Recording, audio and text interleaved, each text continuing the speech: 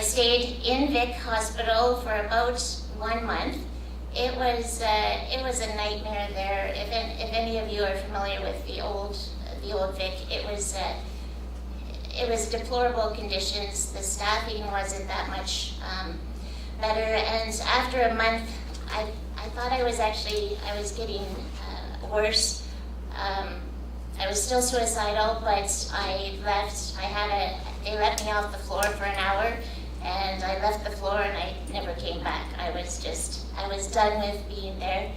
I saw my psychiatrist again at Western University, and she had me readmitted to University Hospital. Now, to compare and contrast those two hospitals, it was like night and day. You know, being at University Hospital on the 10th floor, it was like staying at the Hilton. It was incredible. I was set up with a psychiatrist who oversaw my entire 2 months stay there. I saw him almost daily, unless he happened to be off.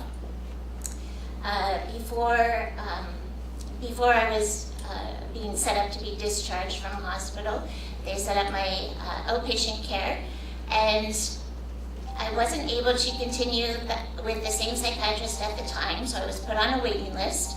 But in between, from the point of discharge, I was set up with a social worker, and I was able to see that social worker for an hour once a week for, I think it was six or 8 months, till I was finally able to get back in to see my former psychiatrist.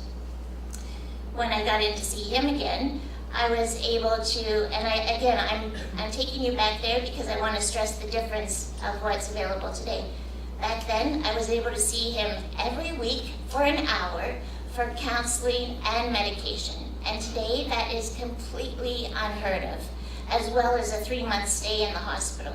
Basically, you're in and out so somebody else can have your bed. I decided to turn to friends, family, and the public for assistance, and I launched a GoFundMe account last November, which has enabled me to enlist in private therapy. After doing much research, I decided to start seeing Patricia Berenson of the Trauma Healing Centre of London. However, healing from trauma, depression, and anxiety doesn't happen overnight. Right now, I have enough funds in my GoFundMe account left for one more session, and then I will be back at square one again.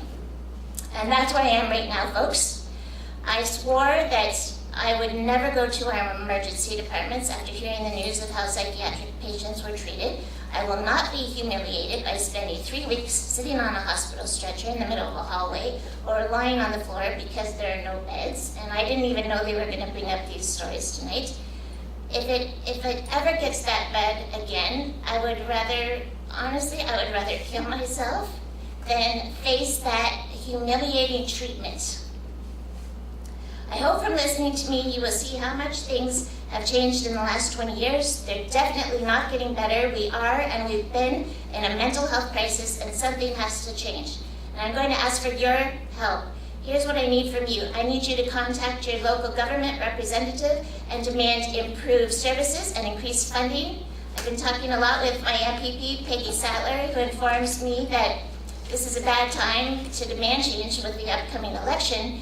So if you can't get a personal letter written to your MPP, please research who is running in your area and find out where they stand on mental health issues and vote accordingly. The time for change is now.